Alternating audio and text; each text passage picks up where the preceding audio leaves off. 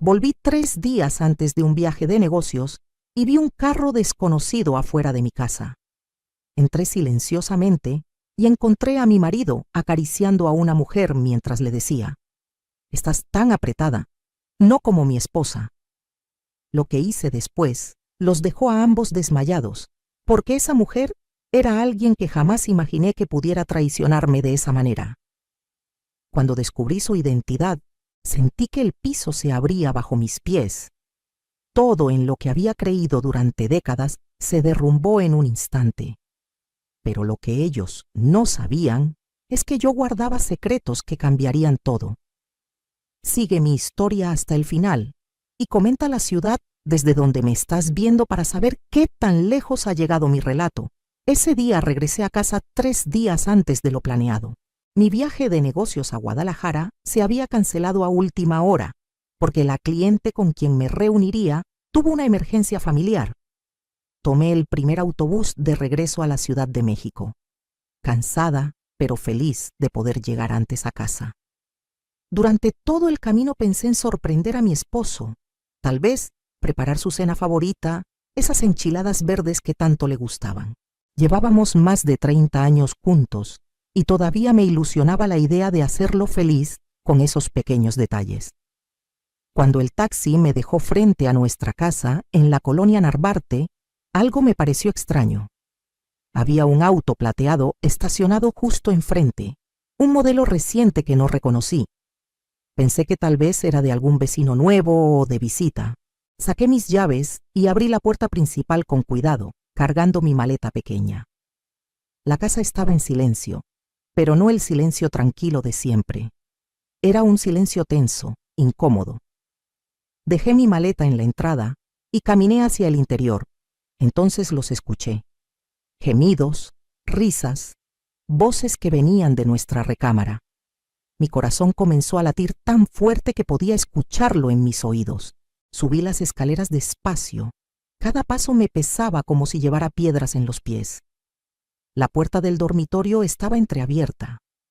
Me asomé y lo que vi me partió el alma en 1000 pedazos.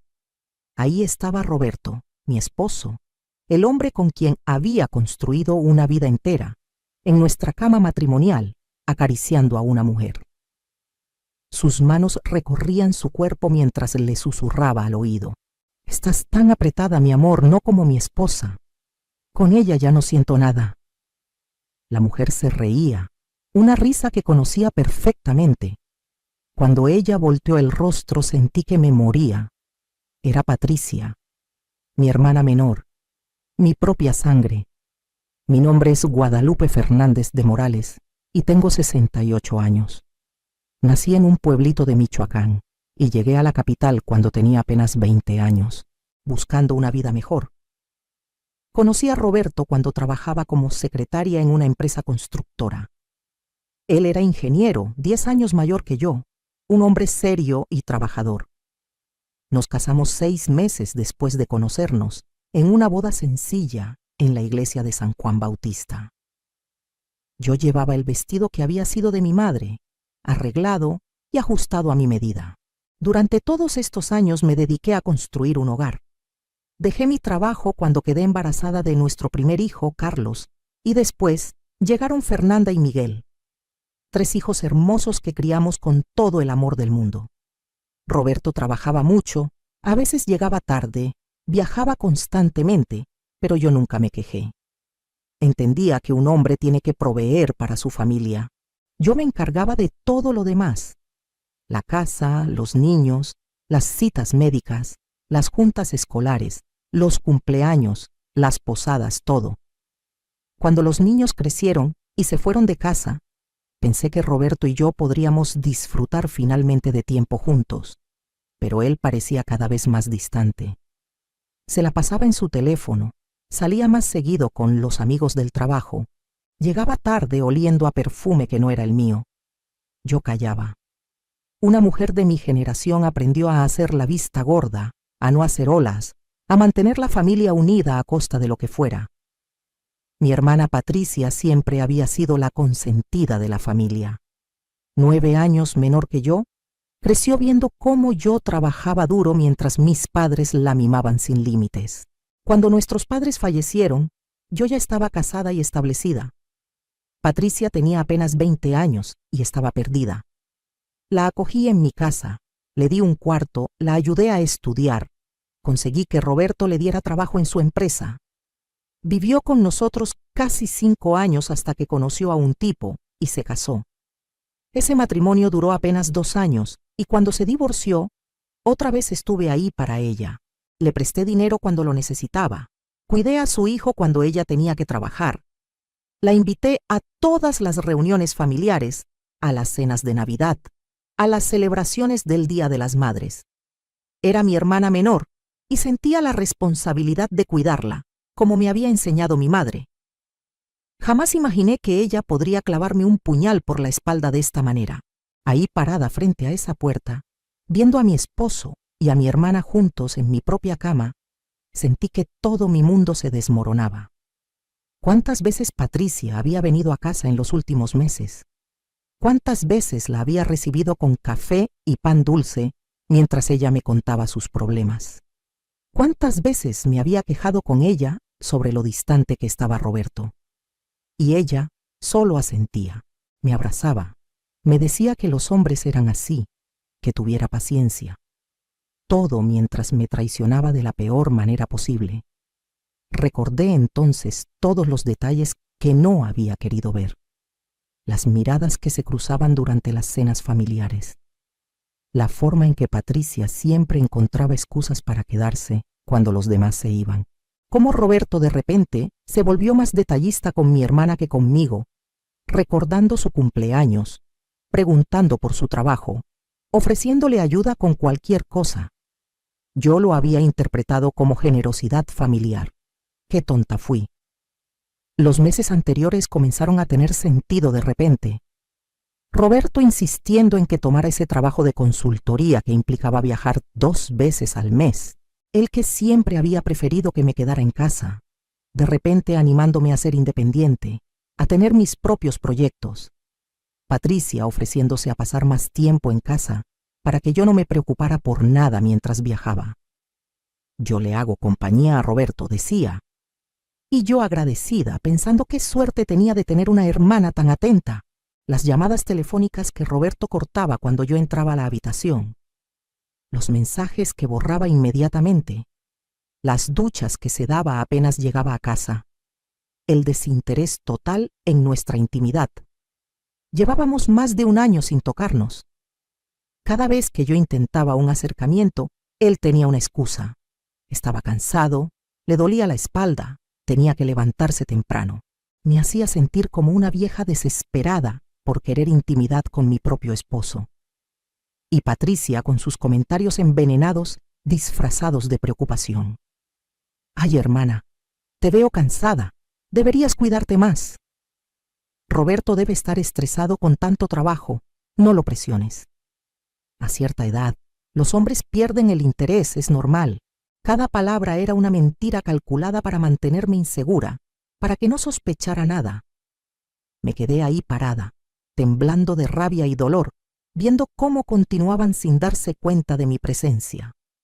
Roberto besaba el cuello de Patricia mientras ella gemía su nombre, en mi cama, en las sábanas que yo había lavado y planchado esa misma semana, rodeados de las fotos familiares que decoraban las paredes, bajo el crucifijo que mi madre me había regalado el día de mi boda. Algo dentro de mí se rompió en ese momento. No fue solo mi corazón, fue algo más profundo.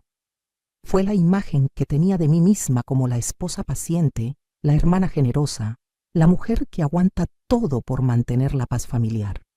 Esa Guadalupe murió ahí mismo, frente a esa puerta. Entonces Roberto dijo algo que me heló la sangre. Cuando Lupita se vaya el próximo mes a ese congreso en Monterrey, tendremos toda la semana para nosotros. Ya estoy harto de fingir. Quiero despertarme contigo todos los días.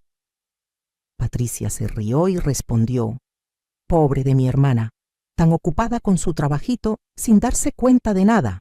Siempre fue medio lenta para entender las cosas. La rabia que sentí en ese momento fue como un incendio.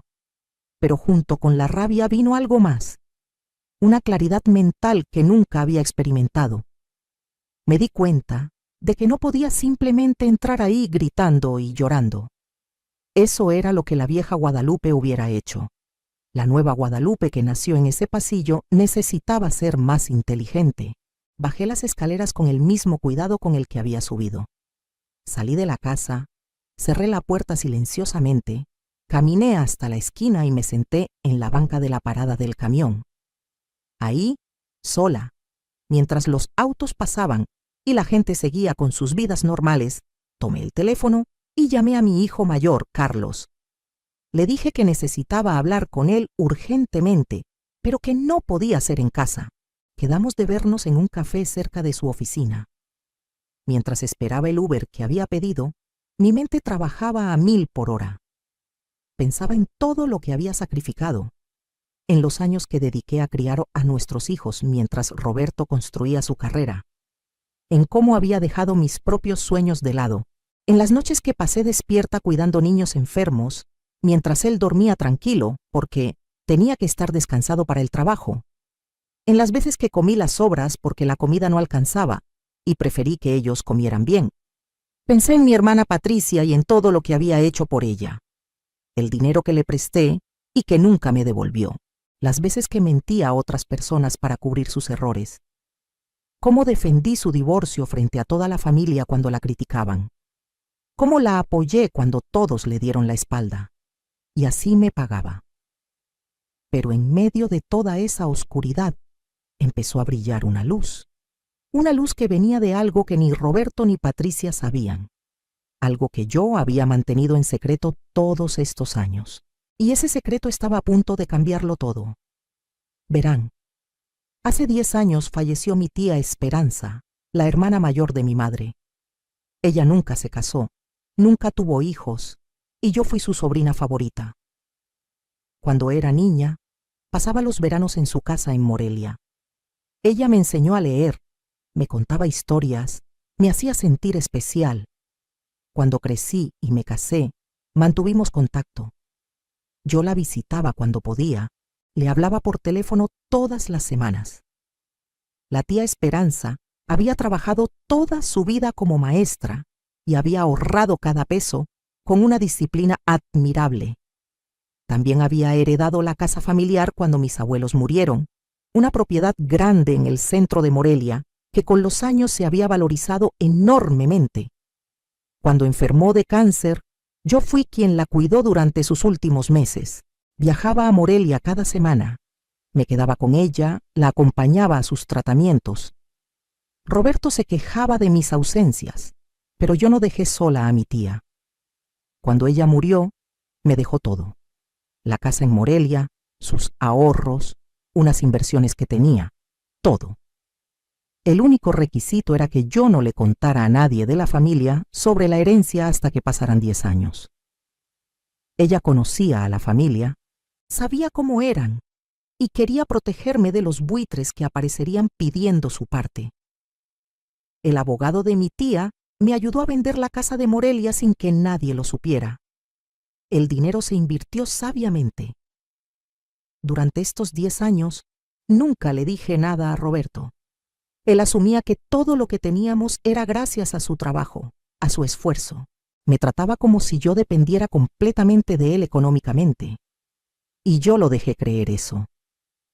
No sé por qué no se lo dije. Tal vez alguna parte de mí ya sabía que no podía confiar completamente en él. Tal vez mi tía Esperanza, que era muy sabia, había visto algo que yo no quería ver. Ese dinero de la herencia lo había invertido con ayuda de un asesor financiero que me recomendó el abogado de mi tía. En 10 años, con buenas inversiones y sin tocar el capital, había crecido considerablemente. Tenía también un departamento que había comprado a mi nombre en la colonia Roma, que rentaba y me generaba ingresos mensuales. Roberto no sabía nada de nada.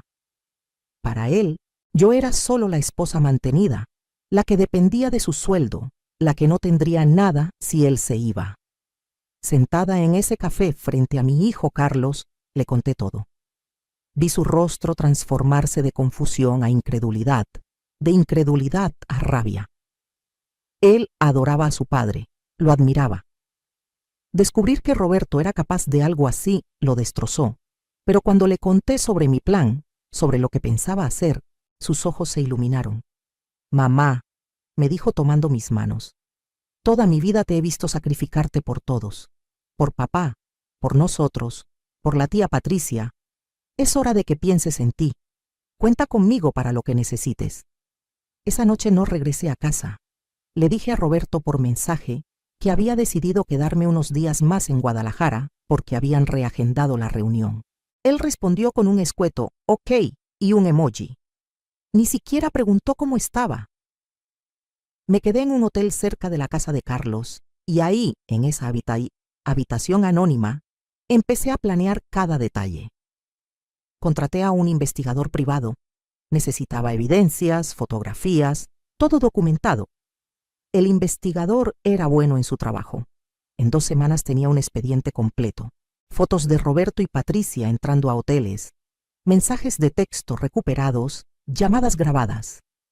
El nivel de descaro era impresionante. Tenían casi 2 años viéndose.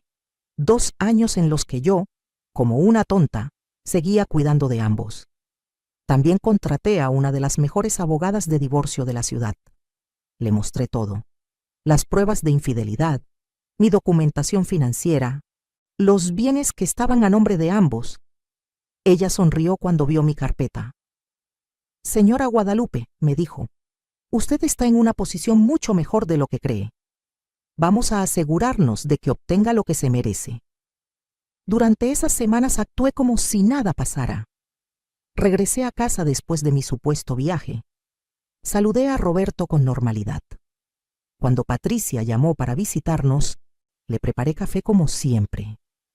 Las veía actuar, fingir, mentir directamente a mi cara, y yo sonreía, porque ahora sabía algo que ellos ignoraban. Sus días estaban contados. Roberto empezó a presionarme para que aceptara más viajes de trabajo. «Deberías aprovechar estas oportunidades, Lupita. A tu edad es admirable que todavía te busquen profesionalmente». Lo decía con esa condescendencia que antes me dolía y ahora solo me daba risa. Él pensaba que me estaba manipulando.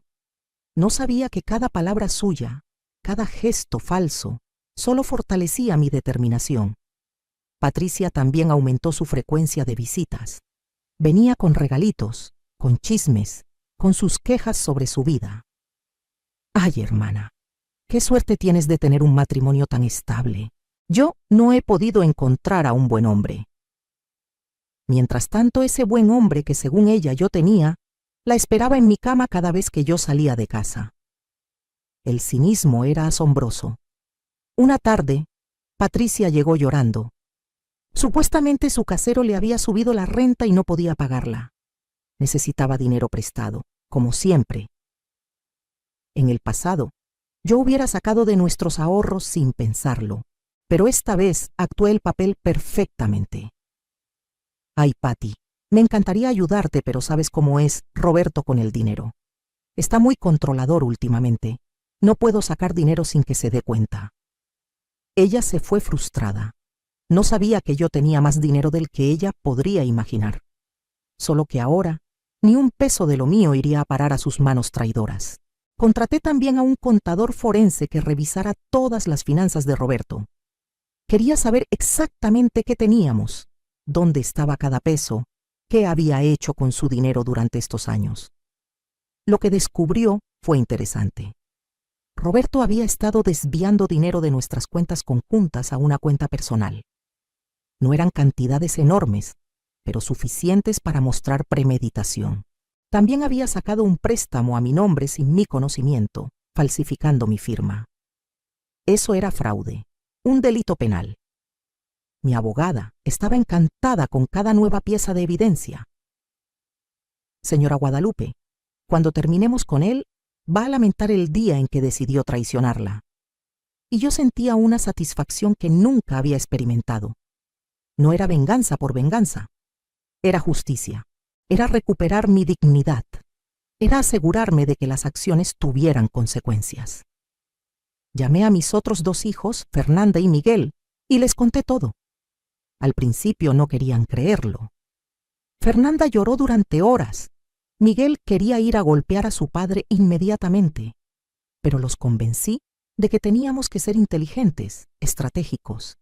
Ellos se pusieron de mi lado completamente. Mamá, me dijo Fernanda abrazándome, toda la vida te hemos visto poner a todos primero.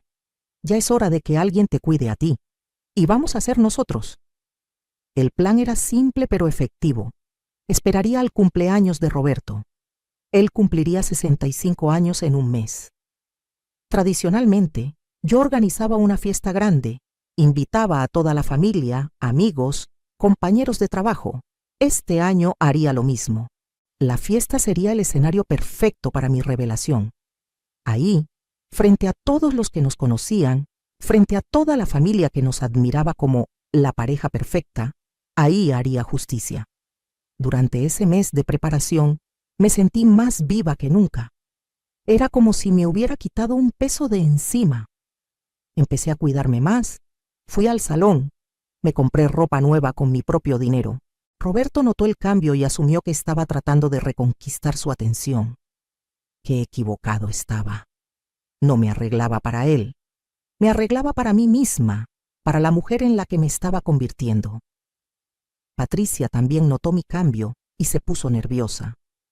Me preguntaba constantemente si sospechaba algo, si Roberto había dicho algo raro. Yo la tranquilizaba. No, Patty, todo está bien. De hecho, creo que Roberto y yo estamos en un mejor momento. Tal vez era yo la que había descuidado las cosas. Ella se relajaba entonces, convencida de que seguía siendo más lista que yo. Llegó el día del cumpleaños de Roberto. La casa estaba decorada hermosamente. Había comida para un ejército, música, todo perfecto. Los invitados empezaron a llegar, familiares, amigos, compañeros de trabajo de Roberto. Patricia llegó temprano, ofreciéndose a ayudarme con los últimos detalles. Qué ironía verla ahí, en mi cocina, fingiendo ser la hermana atenta mientras planeaba robarme el marido. Roberto estaba en su elemento, recibiendo felicitaciones, abrazos, regalos. Se veía feliz, relajado. Probablemente pensaba que después de la fiesta, cuando todos se fueran, podría escabullirse para llamar a mi hermana y planear su próxima cita clandestina. No tenía idea de lo que estaba por venir. Cuando todos estuvieron reunidos en la sala, tomé una copa y pedí atención. «Quiero hacer un brindis», anuncié. Todos se callaron sonriendo, esperando las palabras amorosas de la esposa devota. Roberto me miraba con esa sonrisa condescendiente que había aprendido a odiar. «Quiero agradecer a todos por venir a celebrar el cumpleaños de Roberto», empecé.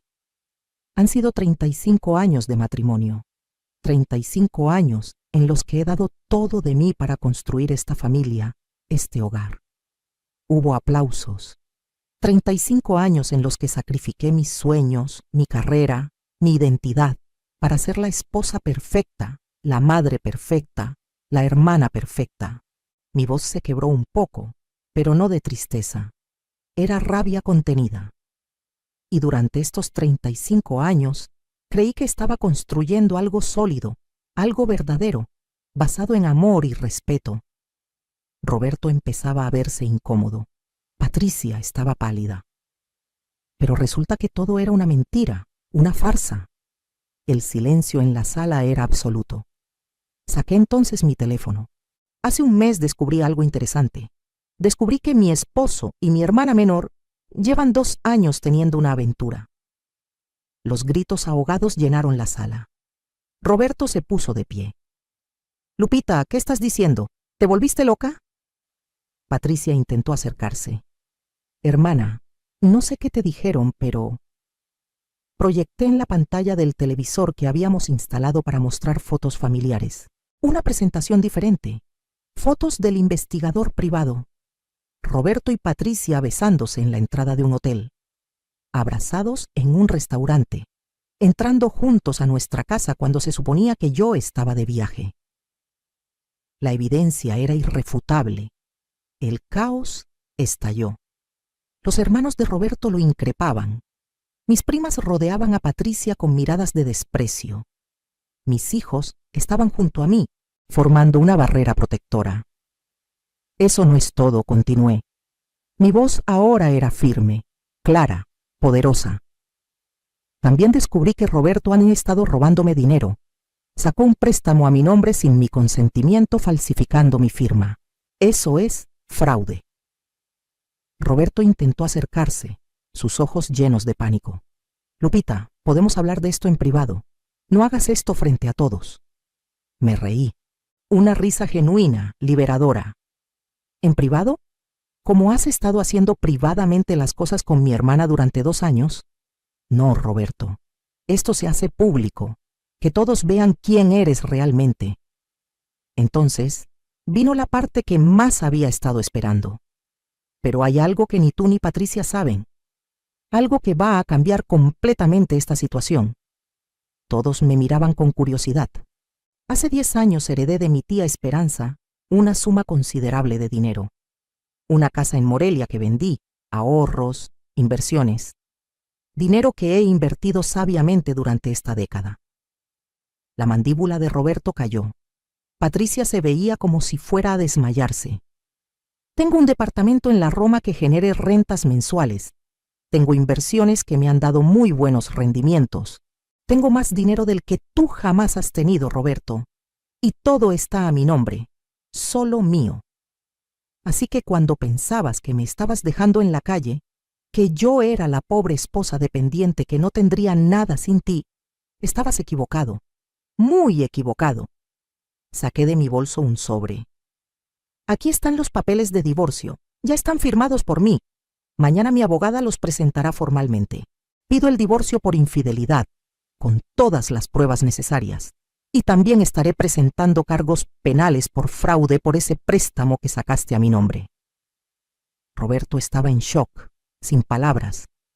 Patricia lloraba, pero no eran lágrimas que me conmovieran. Eran lágrimas de una mujer que acababa de darse cuenta de que su plan había fallado espectacularmente. Pensabas que te estabas quedando con un hombre rico, ¿verdad, Patricia? Le dije mirándola directamente. Pensabas que cuando Roberto se divorciara de mí, te casarías con él y vivirían felices con su dinero. Pero la verdad es que Roberto tiene más deudas de las que cree. Ese préstamo fraudulento que sacó está ahora bajo investigación. Puede enfrentar cargos criminales. Eso es lo que querías. Un hombre en problemas legales y sin un peso. Me dirigí entonces a todos los presentes. Quiero que todos sean testigos. Esta mujer, señalé a Patricia, a quien acogí en mi casa, a quien ayudé económicamente innumerables veces, a quien traté como hermana durante toda su vida, me traicionó de la peor manera posible. Y este hombre, señalé a Roberto, a quien le di los mejores años de mi vida, me engañó, me mintió, me robó y me humilló, pero ya no más. A partir de hoy, Guadalupe Fernández recupera su vida. Ya no soy la esposa sumisa, ya no soy la hermana tonta, soy una mujer con recursos, con inteligencia y con la determinación de vivir el resto de mi vida en mis propios términos. Los aplausos empezaron tímidos al principio, luego fueron creciendo. Mis amigas, mis primas, incluso algunos de los amigos de Roberto, que siempre habían sido más mis amigos que de él, aplaudían. Roberto intentó una última vez. Lupita, por favor, ¿podemos arreglar esto? Fue un error, te amo. Me acerqué a él, lo miré directamente a los ojos.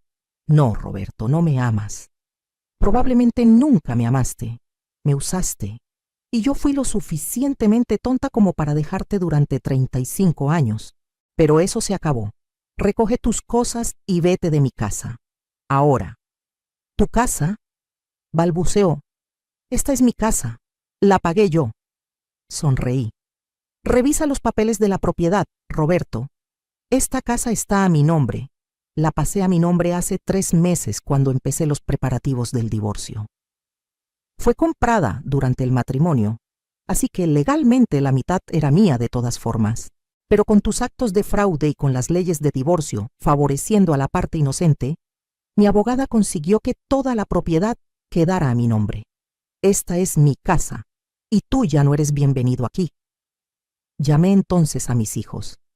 Carlos, Miguel, por favor acompañen a su padre mientras recoge sus cosas esenciales. El resto se las mandaremos después, a donde sea que decida vivir. Mis hijos, con expresiones serias, escoltaron a su padre escaleras arriba. Roberto intentó protestar, pero la mirada de Carlos lo calló. Mi hijo mayor medía más de 1,80 m y hacía ejercicio regularmente. Roberto entendió que no era momento de hacer escándalo. Me volteé hacia Patricia. Ella seguía llorando, sentada en el sillón, rodeada de miradas de desprecio de toda la familia. En cuanto a ti, le dije con una voz gélida que no reconocí como mía, no quiero volver a verte en mi vida. Nunca. No eres mi hermana. Una hermana no hace lo que tú hiciste. Eres una extraña para mí y para esta familia. Mis primas y tías asintieron. La familia puede perdonar muchas cosas, pero lo que Patricia había hecho era imperdonable. Ella intentó hablar, balbucear excusas, pero nadie quiso escucharla. Finalmente se levantó y corrió hacia la puerta, perseguida por los insultos de las mujeres de la familia. Vi cómo se subía a su auto y se alejaba a toda velocidad. Fue la última vez que la vi. Los invitados comenzaron a retirarse, pero no sin antes acercarse a darme palabras de apoyo. Guadalupe, hiciste lo correcto. Qué valor el tuyo. Deberían darte un premio por cómo manejaste esto. Mis amigas se quedaron para ayudarme a limpiar, pero más que nada para asegurarse de que estuviera bien. Cuando Roberto bajó con 2 maletas, escoltado por mis hijos, intentó una vez más hablar conmigo. Lupita, esto es un error. Vamos a perder todo. Lo miré sin una pizca de emoción. No, Roberto, tú vas a perder todo. Yo ya gané. Gané mi libertad, mi dignidad, mi futuro. Tú perdiste a una mujer que te amaba incondicionalmente, que te fue fiel durante 35 años, que construyó un hogar para ti, y la cambiaste por alguien que solo te quería por interés. Espero que haya valido la pena. Después de que Roberto se fuera, me senté en mi sala rodeada de mis hijos y mis amigas más cercanas, y por primera vez en semanas me permití llorar. No eran lágrimas de tristeza, no exactamente. Eran lágrimas de liberación, de cierre, de comenzar a procesar 35 años de una vida que resultó ser muy diferente de lo que yo creía. Fernanda me abrazaba de un lado, Carlos del otro. Miguel estaba sentado a mis pies, sosteniendo mi mano. Mamá, dijo Fernanda, estamos tan orgullosos de ti. Toda la vida te vimos aguantar tanto. Ver cómo finalmente te defendiste. Fue increíble. Carlos agregó, papá no sabe la suerte que tenía, y la desperdició. Pero nosotros no vamos a cometer el mismo error. De ahora en adelante, tú eres nuestra prioridad. Los siguientes meses fueron un torbellino de trámites legales, pero también de autodescubrimiento. El divorcio se procesó rápidamente gracias a todas las pruebas de infidelidad. Roberto intentó pelear por la mitad de mis bienes, pero mi abogada fue implacable. Todo lo que la señora Guadalupe tiene proviene de una herencia personal recibida antes de que ustedes se separaran, y fue mantenido en cuentas separadas. Usted no tiene derecho a nada de eso. Los cargos por fraude también procedieron. Roberto tuvo que devolver el dinero del préstamo que había sacado fraudulentamente a mi nombre, más intereses y penalizaciones.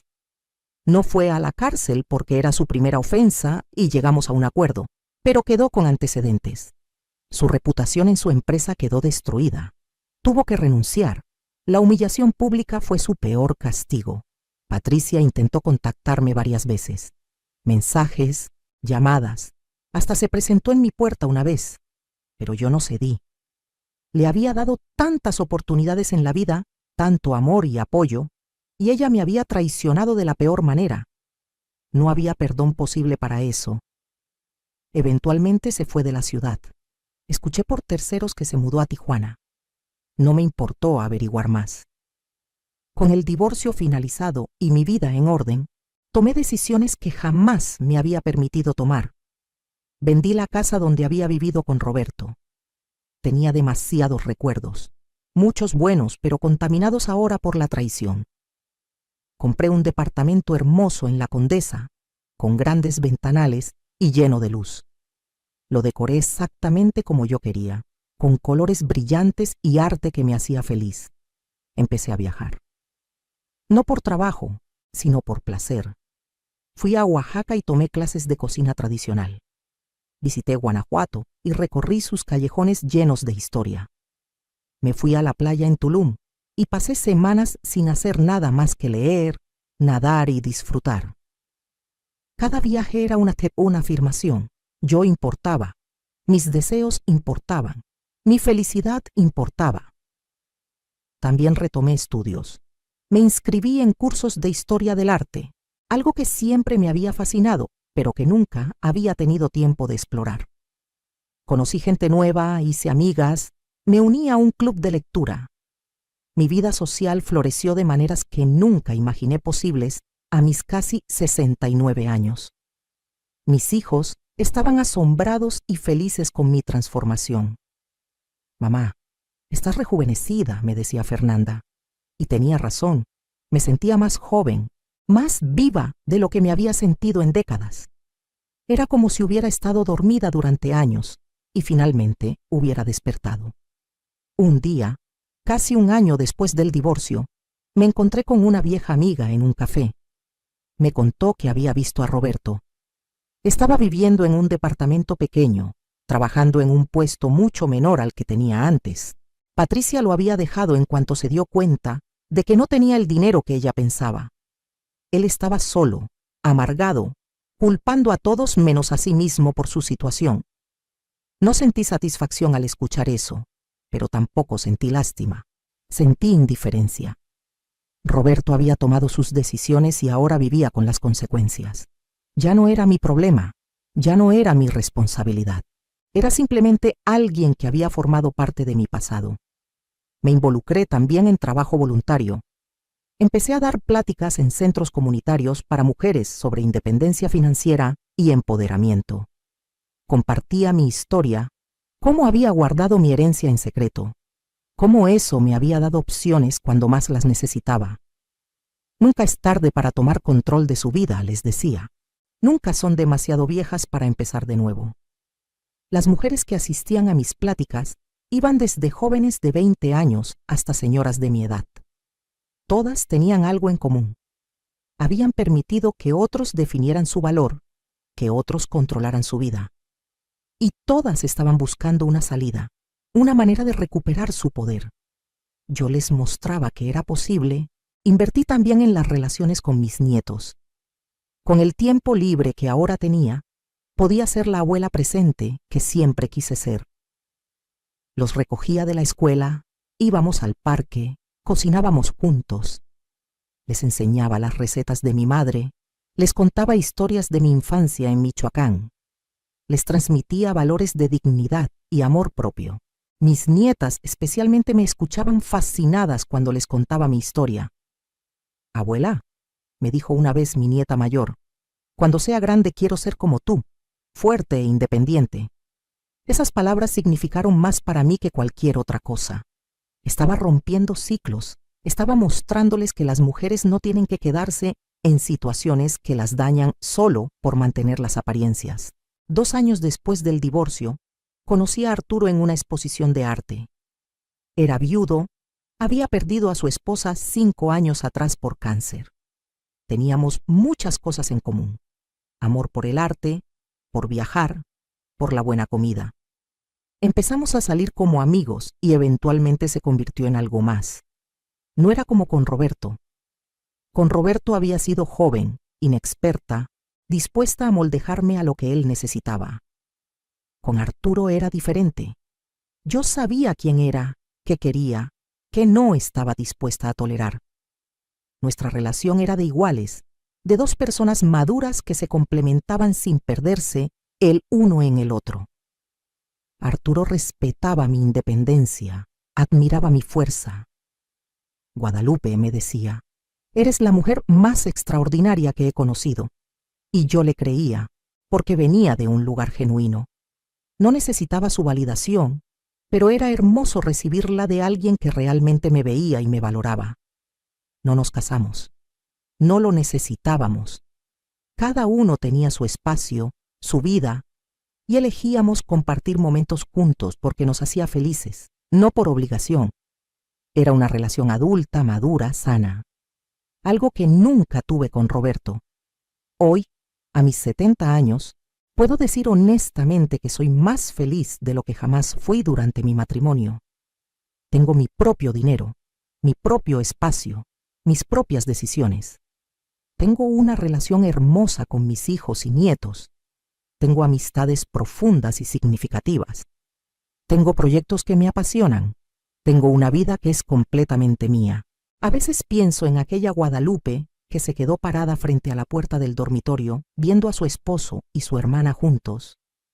Pienso en el dolor devastador de ese momento, pero también pienso en la fortaleza que nació de ese dolor, en cómo ese momento horrible se convirtió en el catalizador de mi transformación. No les voy a mentir, hubo días muy oscuros, días en los que cuestionaba todo, en los que me sentía como una tonta por no haberme dado cuenta antes. Días en los que la soledad pesaba y extrañaba la familiaridad de mi vida anterior, incluso sabiendo que era una mentira. Pero esos días pasaron, y cada día que pasaba me hacía más fuerte. Aprendí que el perdón no siempre significa reconciliación. Perdoné a Roberto y a Patricia, no porque lo que hicieron estuviera bien, sino porque cargar con ese resentimiento me lastimaba más a mí que a ellos. Pero perdonar no significaba dejarlos volver a mi vida. Algunas traiciones son simplemente imperdonables en el sentido de que no se puede volver a confiar. También aprendí a perdonarme a mí misma, a perdonarme por los años que desperdicié, por las señales que ignoré, por conformarme con menos de lo que merecía. No fui tonta. Fui una mujer de mi generación, criada para creer que el matrimonio era para siempre, que el deber de la esposa era aguantar y mantener la familia unida. Rompí con esos condicionamientos y eso requirió un valor inmenso. Les cuento esta historia no para que sientan lástima por mí, sino para que vean que nunca es tarde para cambiar tu vida. No importa tu edad, tu situación, cuántos años hayas invertido en algo que no te valora. Siempre puedes elegir diferente. Siempre puedes elegirte a ti misma. Si hay algo que aprendí de todo esto, es que el amor propio no es egoísmo. Cuidarte a ti misma, ponerte primero, exigir respeto y dignidad, no te hace una mala persona, te hace una persona sabia. Y ojalá hubiera aprendido esa lección 30 años antes, pero también está bien haberla aprendido cuando la aprendí. A las mujeres que están leyendo esto, y que tal vez están pasando por algo similar, quiero decirles, ustedes son más fuertes de lo que creen, son más valiosas de lo que les han hecho creer, y merecen una vida llena de amor verdadero, respeto genuino y felicidad auténtica. No se conformen con menos, no se queden por miedo, por costumbre, o porque creen que es demasiado tarde para empezar de nuevo. Nunca es demasiado tarde. Mi tía Esperanza, con su sabiduría, me dio más que una herencia económica. Me dio opciones. Me dio la posibilidad de elegir. Y esa es la herencia más valiosa que podemos dar a las siguientes generaciones. La capacidad de elegir una vida digna, de no depender de nadie, de tener los recursos para salir de situaciones dañinas. Por eso ahora trabajo con organizaciones que ayudan a mujeres en situaciones de violencia o abuso. Doy pláticas sobre independencia financiera. Ayudo cuando puedo económicamente a mujeres que necesitan un empujón para salir de relaciones tóxicas. Es mi manera de honrar el regalo que mi tía me dio, de pasarlo hacia adelante. Cada vez que veo a una mujer encontrar su fuerza, dejar una situación que la daña, empezar de nuevo con la frente en alto, siento una alegría inmensa, porque sé lo difícil que es dar ese paso. Sé el miedo que implica, sé la valentía que se necesita, y cada una de esas mujeres es una heroína, independientemente de que el mundo las reconozca o no. Roberto intentó contactarme el año pasado, me mandó una carta larga pidiendo perdón, diciendo que había sido el peor error de su vida, que me extrañaba. La leí una vez y la tiré a la basura. No con rabia, sino con indiferencia. Ese capítulo de mi vida estaba cerrado. Él ya no tenía poder sobre mí, ni siquiera el poder de hacerme enojar. Patricia, hasta donde sé, sigue en Tijuana. Alguien me dijo que se casó de nuevo. No sé si es verdad, y honestamente no me importa. Ella dejó de existir para mí el día que elegí mi dignidad sobre los lazos de sangre. Porque la familia real no es solo la que comparte tu sangre, es la que está contigo en las buenas y en las malas, la que te respeta y te valora. Mi familia real ahora incluye a mis hijos y nietos, a las amigas que estuvieron conmigo durante mi transformación, a las mujeres que he conocido en este camino de sanación y crecimiento. Y también incluye a Arturo, que me demuestra todos los días que el amor verdadero existe, que se puede tener una relación sana y respetuosa, incluso a nuestra edad. Si me preguntan si haría algo diferente, la verdad es que no lo sé. Todo lo que viví, por doloroso que fue, me trajo a donde estoy ahora. Me hizo la mujer que soy. Y me gusta quien soy ahora. Me gusta mi vida. Me gusta mi independencia. Me gusta mi fuerza. Así que tal vez todo tenía que pasar exactamente como pasó para que yo pudiera llegar aquí. Lo que sí haría diferente es haber confiado más en mí misma desde el principio, haber valorado más mis instintos. Las veces que sentía que algo no estaba bien, pero me convencía de lo contrario. Las veces que ignoré señales de alerta porque no quería hacer olas. Eso sí lo haría diferente. Le diría a la joven Guadalupe: confía en ti, tus sentimientos son válidos, tu voz importa, pero también me doy gracia. Hice lo mejor que pude con las herramientas que tenía en ese momento. No puedo juzgar a la Guadalupe del pasado con la sabiduría de la Guadalupe del presente. Eso no sería justo. Lo que puedo hacer es honrar su experiencia, aprender de sus errores y vivir mejor ahora. Y eso es exactamente lo que hago cada día. Vivo mejor. Vivo más auténticamente. Vivo con propósito e intención. Me rodeo de personas que me suman, no que me restan. Hago cosas que me hacen feliz sin pedir permiso ni disculparme. Es liberador vivir así. Hace poco cumplí 70 años y mis hijos me organizaron una fiesta. Nada como la que yo había organizado para Roberto, sino algo íntimo con las personas que realmente me importan. Durante el brindis, Carlos se puso de pie y dijo: «Mamá, pasaste la primera parte de tu vida viviendo para otros. Que esta segunda parte sea completamente tuya. Te lo mereces más que nadie». Me emocioné tanto que lloré. Lloré de felicidad, de gratitud, de amor, porque tenía razón. Esta es mi segunda oportunidad de vivir, y no la voy a desperdiciar. Cada día es un regalo que voy a aprovechar al máximo. Cada experiencia, cada momento, cada sonrisa, todo es mío para disfrutar.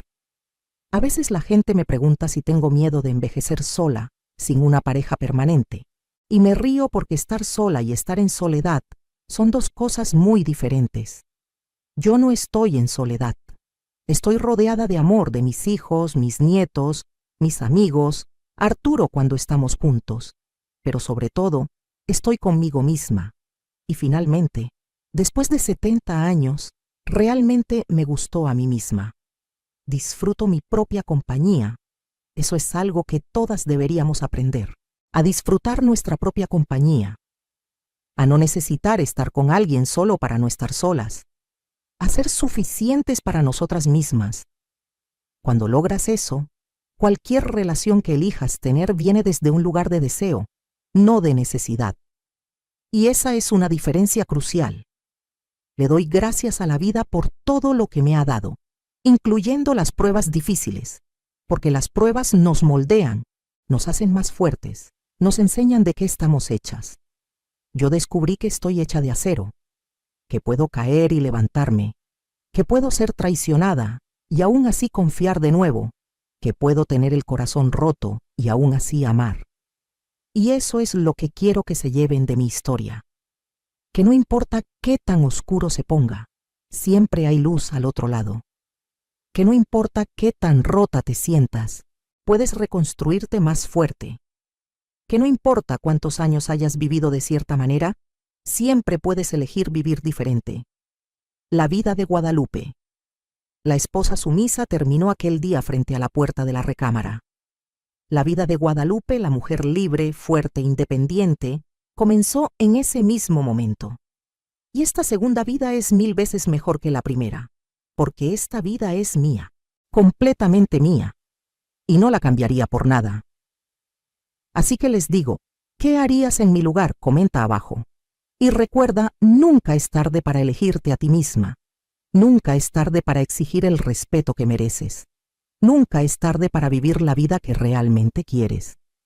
Te lo dice alguien que empezó de nuevo a los 68 años y que ahora, a los 70, es más feliz de lo que jamás fue. Si yo pude, tú también puedes.